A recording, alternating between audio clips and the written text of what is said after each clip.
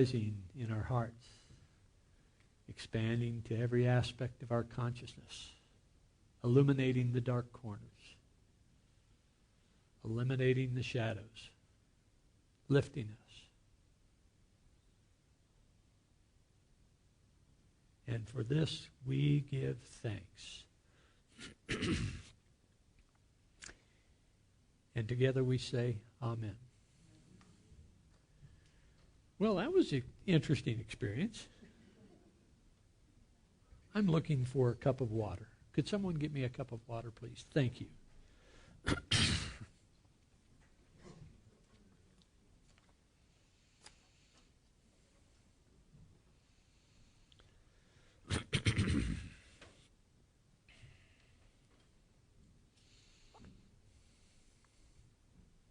Thank you.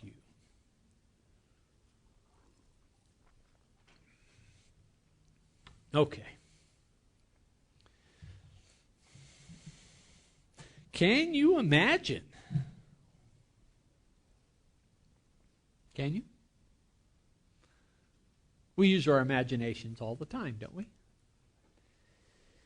If I were to, for instance, say that I am going to finish this sentence with a, what are you imagining? A period? A pause? An exclamation point? A yell?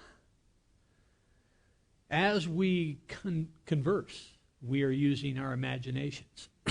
That's one of the problems with conversing, is that we imagine what a person's going to say. We imagine what a person is feeling. We imagine what a person is thinking without really hearing what the person is expressing. And so our imagination gets in the way. But our imagination is part and parcel of our creative process. Last week, I made the suggestion that the resurrection is a common experience. And perhaps that's why only you all came back this week. We rely upon the magic of Christianity to propel us through our days, right? We expect that our faith is going to save us. Save us from what? Save us from experiencing the moment in the here and now. Well, that is really what New Thought is about. The traditionalists will say that spirituality or religiosity is about saving you from an eternal hell. New Thought is about allowing you to escape your eternal hell right now. That is, to transform the way we live, to live in a more empowered way. And so when we talk about the imagination, we recognize that the imagination is a powerful tool. And it can either be to our benefit or to our detriment, depending upon how we use it, right? We have the choice of how we're going to use our imagination. Our imagination is really a consequence of our thinking process. And indeed, there are some people that clinically are unable to imagine. That is to say, they're so present in the here and now that they don't remember and they don't anticipate, that they are just present. Well, while that is certainly an objective of the spiritual life, to live in the here and now, I suggest to you that that would indeed be a hellacious experience. So, our process of using our imagination is important for us to attend to. Now, in doing the research for last week's talk, I came across this author, Lisa Miller. Lisa Miller is a clinical psychologist. She is the director of, let me get this right, because if she's tuned in, I don't want to insult her. She's the director of clinical psychology, and she is the founder of Spirituality Mind-Body Institute at Columbia University Teachers College. Okay. So, Lisa, if you're tuned in, I hope you appreciate that.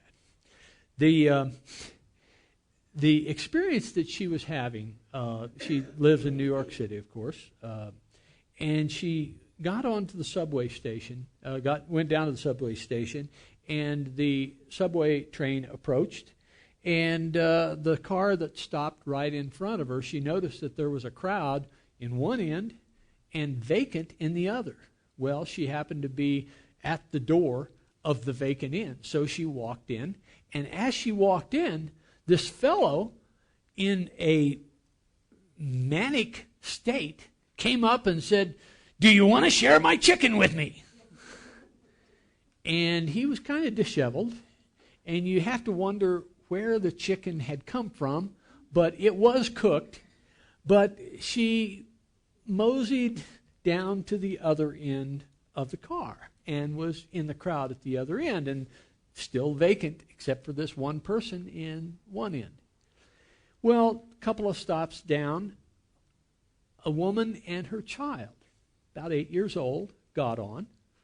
And likewise, they got on at the vacant end, and this fellow approached and said, "Do you want to share my chicken with me?"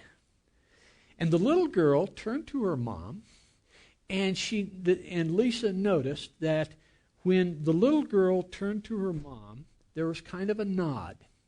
And the little girl said yes. And so they sat down with this manic guy waving this fried chicken, and the fellow started to calm down. Well, as Lisa was observing this, being a psychologist, she recognized that probably what the person was wanting was acceptance, right? And he went about this process of trying to gain acceptance in a very odd way, one that in fact drove people away. But she got to thinking about this. What was it about that 8-year-old girl that was willing to say yes to this manic guy waving a dead chicken? Well, cooked chicken. I guess dead chicken as well, but... So she got to thinking about this, and it stimulated a body of research that she came to that she eventually wrote a book called The Spiritual Child. Spiritual Child, coming out May the 20th. So I've got it on a Kindle order for it. But The Spiritual Child is about what are the benefits of growing up in a spiritual environment. Some of the research that she came to, and I'll just read this. Spirituality, if properly fostered in children's formative years, will pay off in spades in adolescence. An intensely felt transcendental sense of a relationship with God, the universe, nature, or whatever the individual identifies as his or her higher power, is more protective than any other factor against the big three adolescent dangers. Spiritually connected teens are remarkably 60% less likely to suffer from depression than adolescents who are not spiritually oriented. They're 40% less likely to abuse alcohol or other substances, and 80% less likely to engage in unprotected sex. Spiritually oriented children raised to not shy from hard questions or difficult situations, she points out, also tend to excel academically. Okay, so there are, through her research, there are some valid statistics. I'm assuming they're valid. She's a clinical psychologist. She's trained in that task of finding valid statistics. Valid statistics as to why spirituality is good for kids growing up.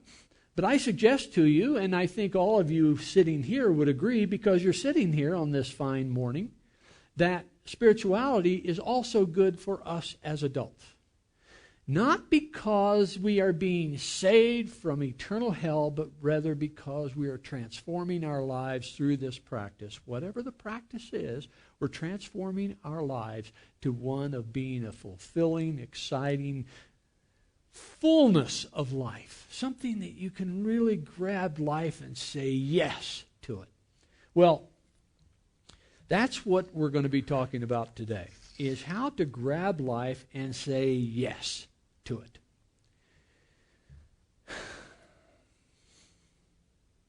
One of the things that astrophysicists, cosmologists have found is that creation is expanding. Not that objects in the universe are moving away from each other, but rather space itself is expanding. And over the distance from here to back at the time when the universe arose in what is called the Big Bang, there is greater and greater distance the further back you go, right? So the further away you are, the further that space has expanded. That is a nature of all of creation, is expansion. But when we take it down to the day-to-day level, take it into this point of application, we are expanding. We are growing. And there's that old adage that if you're not growing, you're dying. Well, that's literally true. That if you're not growing, you're dying. And so our purpose as we go along in life is to continue to grow.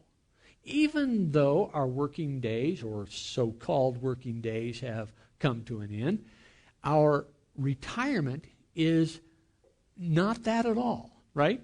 We don't just pull up on the couch and vegetate.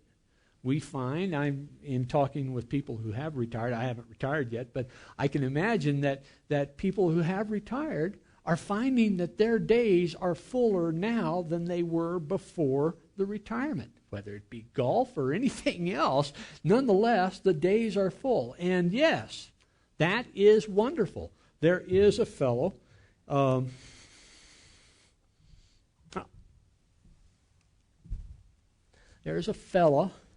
named Wallace Wattles. It's kind of an interesting name. It's kind of a 19th century name, isn't it? Well, it turns out that Wallace Wattles was a contemporary of Charles Fillmore, Charles Myrtle Fillmore.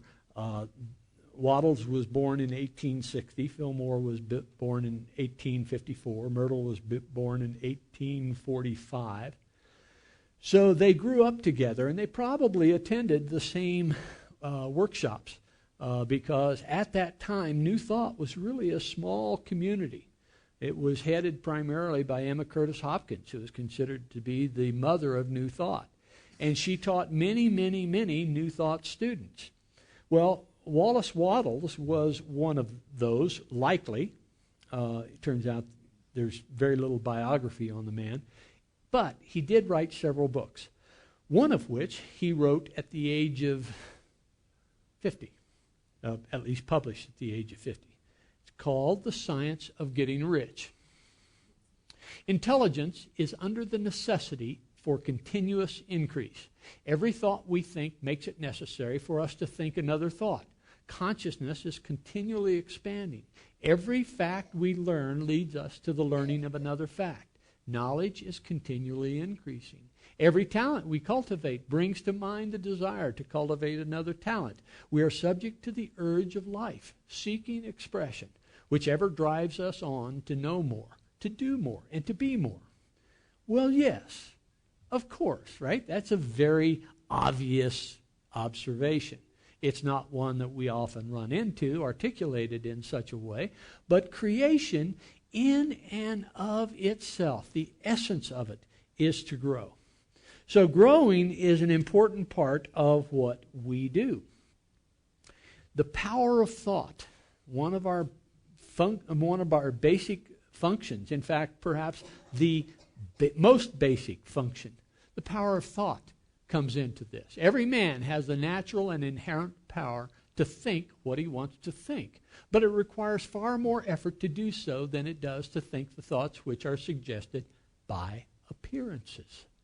To think according to appearance is easy. To think truth, regardless of appearances, is laborious and requires the expenditure of more power than any other work man is called upon to perform. Indeed, As we go through our lives, we look at the appearances and we say, oh, well, isn't that terrible? And oh, gosh, isn't that terrible? And oh, my, isn't that wonderful? But boy, it's going to turn around because this over here was terrible, so that must be going to go to hell in a handbasket. We just wait and see, right? So the power of thought is an inherent activity, and it is so much easier to think thoughts that are in relationship to the appearances than it is to divorce ourselves from appearances and think thoughts that are related to truth, if truth and appearances do not coincide. So thinking thoughts that are in relation to truth is really what the creative process is about. I mean, we can look at the appearances and we can follow those appearances with our thoughts, and we can reinforce those appearances with the ain't it awful. I mean, we turn on the evening news, and what we're doing is we're reinforcing the appearances because that's what the news is about, right? The news is about reporting appearances. And in fact, the news is about reporting terrible appearances because that's what's going to gain the audience, right? You have a news channel that's talking about good things and things that are happening. Well, every newscast on broadcast TV finishes the newscast with what is called a human interest story, right? Everyone. And in fact, you can look at the news and you can say, well, okay, what's the human interest story going to be tonight? It'll be some kind of positive thought. But there is that idea that, well, if we finish the newscast with a positive thought, that'll make up for all the stuff that we put in the minds of the viewers prior to that time, okay? Well, we can choose to think what we want to think, as he says. And if we choose to think in terms of appearances, we are really not creating in the positive sense. All we're doing is reinforcing the race consciousness around this appearance, whatever that appearance might be. But in the spiritual realm,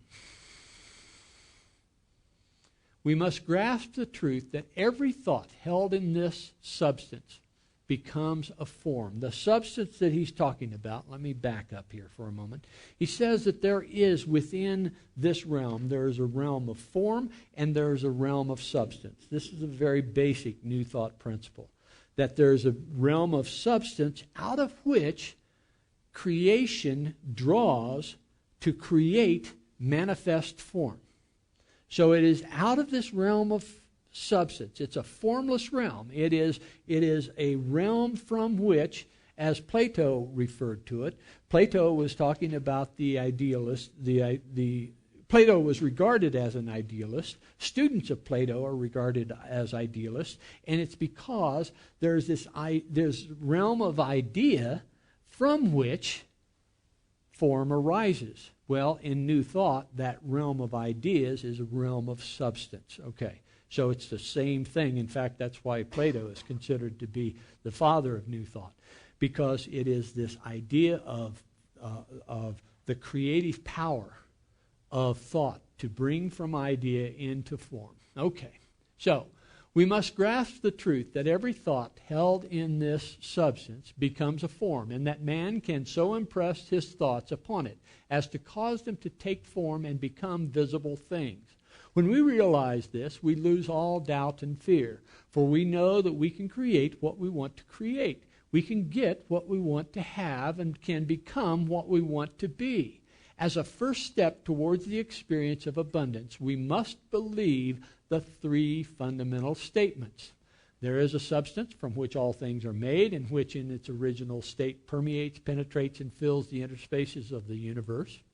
A thought in this substance produces the thing that is imaged by the thought, and man can form things in his thought, and by impressing his thought upon formless substance, can cause the thing he thinks about to be created. Okay? That is indeed common in all of the New Thought traditions, is that there is this substance out of which intentional thought will cause the manifest to arise. Well, let's look at what Jesus might have to say about this. Because Jesus was a master teacher. He was a teacher of life. And what I'm going to show you is a passage that is often misinterpreted. And we'll see where that misinterpretation occurs. In Mark 9:14 through 20, when they came, the disciples, when the crowd came to the disciples, they saw, when Jesus and two of the disciples came back to the group, they saw a great crowd around them and some scribes arguing with them.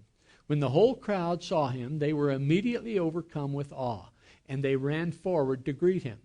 Jesus asked them, "What are you arguing about with them?" And someone from the crowd answered him, "Teacher, I brought you my son. He has a spirit that makes him unable to speak. And whenever it seizes him, it dashes him down, and he foams and grinds his teeth and becomes rigid. And I asked your disciples to cast it out, but they could not do so." What's that malady that he's describing there?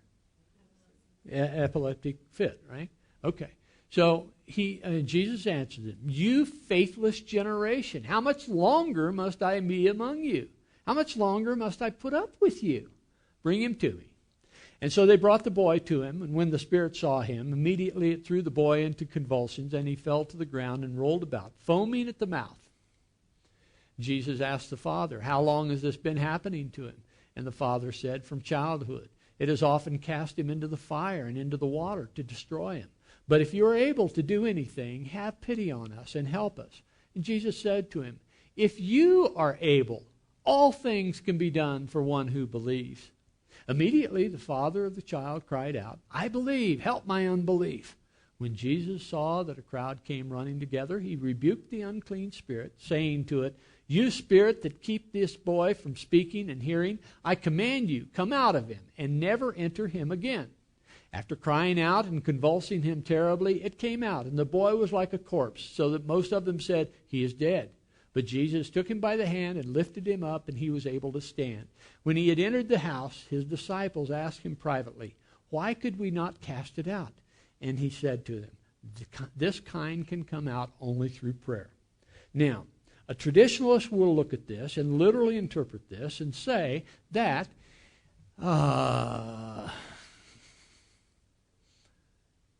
all things can be done for the one who believes. Now, this is normally believes in Jesus the Christ, right? That's the normal interpretation, or believes in God. But that's not what it said here. All things are possible for one who believes. You see, belief is a foundation of our thinking process. Our beliefs are that upon which our assumptions are built. And our assumptions are the dictators of the path into creation, as you've seen this image before. Out of all of divine mind, we have from the idea to the form. You can barely see idea there. That's within substance. Thought brings that forward into the manifest realm. Okay, you've seen this process. This is the arising of manifest form from the realm of substance. And it begins with inspiration. The process of creation begins with inspiration. What is it that inspires you? But every creative process begins with some sort of inspiration. And the inspiration is followed by intention. You have an inspiration, and now you are starting to direct that inspiration with some intention. Okay? Now, here's where it goes through filters. The filters are the assumptions, and the assumptions are based upon your belief. Okay? You see it? So the assumptions now are the filters that you apply to your inspiration, which is fueled and directed by your intention. It goes through these filters of assumptions, and now this is what Jesus was talking about. All things are possible for one who believes in that which you are thinking to be possible. Okay? All things are possible based upon your filters of assumption. because your filters of assumption then direct your attention. Okay? So this is the creative process. And this creative process applies all across the board, whether it be in realm of finances, or it be in realm of education and growth, whether it be in realm of career development, whether it be in the realm of relationships. Think about it. Every creative process is defined in this way. Out of the formless into the form, based upon inspiration, intention, filtered by assumptions, and then directed by attention. Okay? Or focus. So this creative process then is important to understand. But one thing that causes this to shut down is what? Fear. Fear will cause this process to just close up.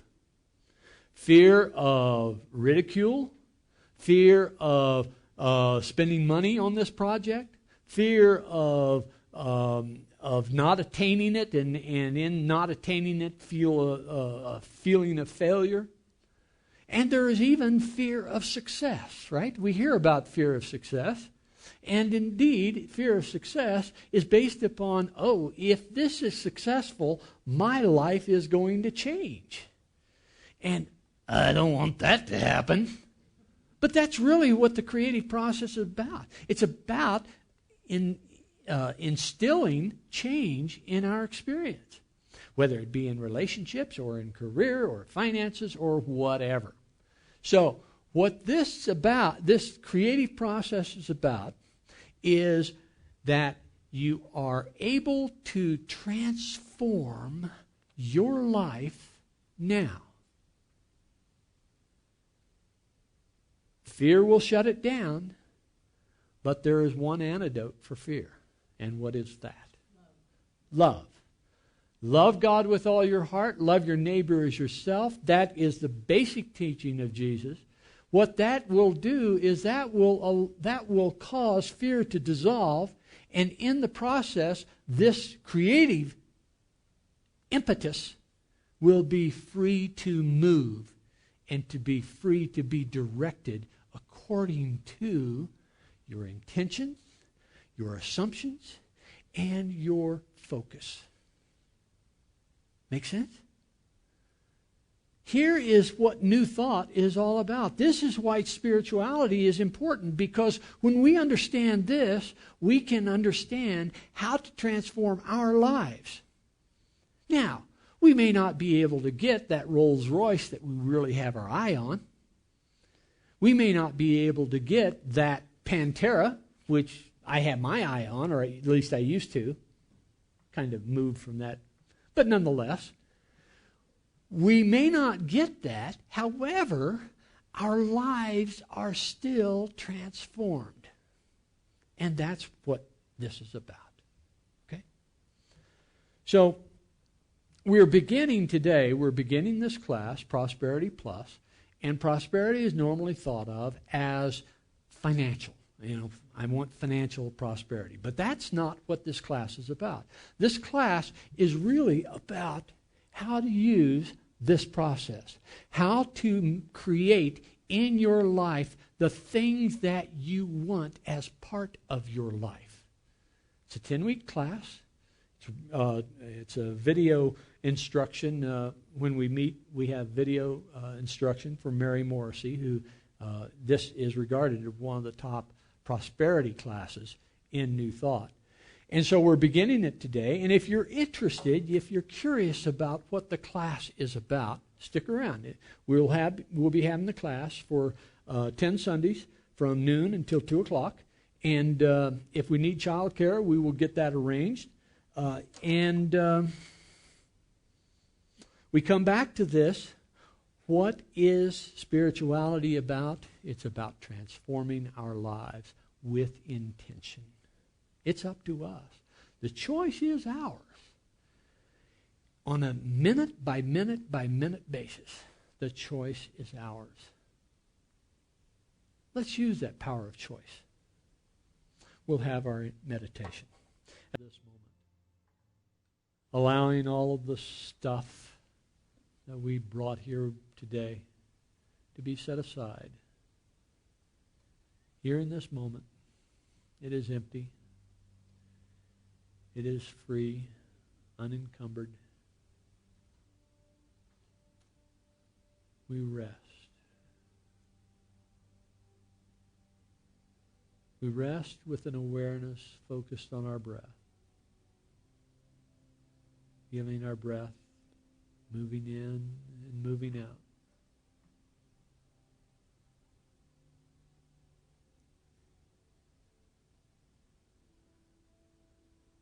It could be a shallow breath or it could be a deep breath. The practice calls for slow, deep breathing. But be here as you are comfortable.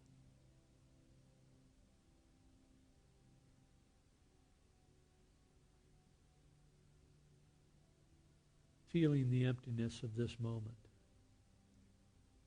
Let it stay that way.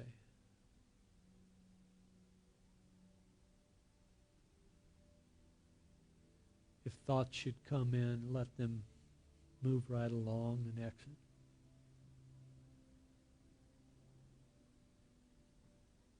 If an idea comes along, don't hang on to it. Let it go.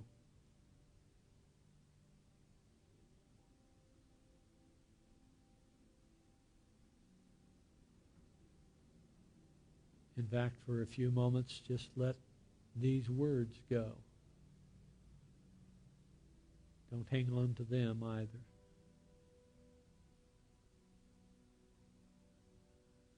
Be present.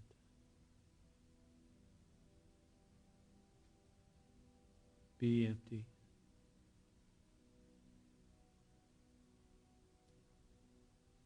Be aware.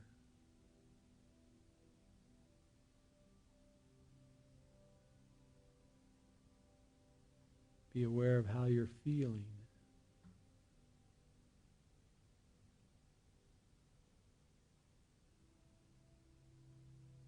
If there's a physical sensation that's not comfortable, let it go.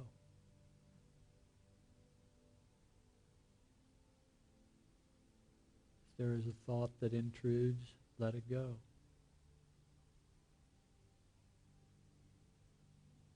Just be quiet.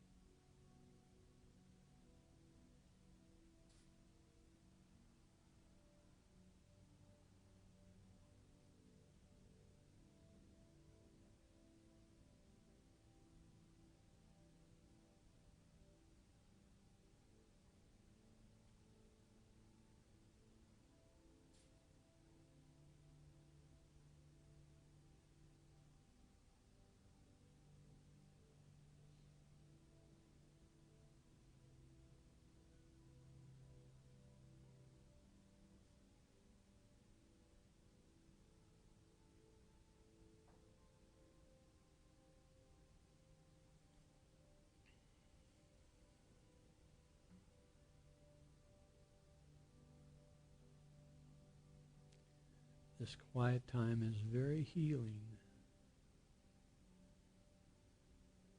This quiet time is a part of prayer.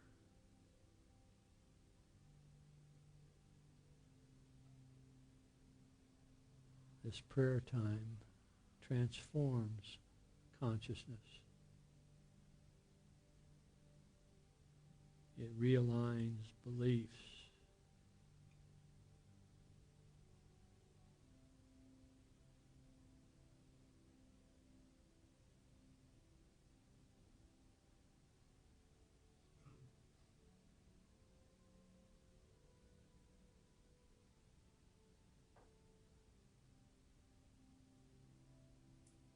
And for this, we are blessed. As we come back into this time and space, let us come back with the Lord's Prayer.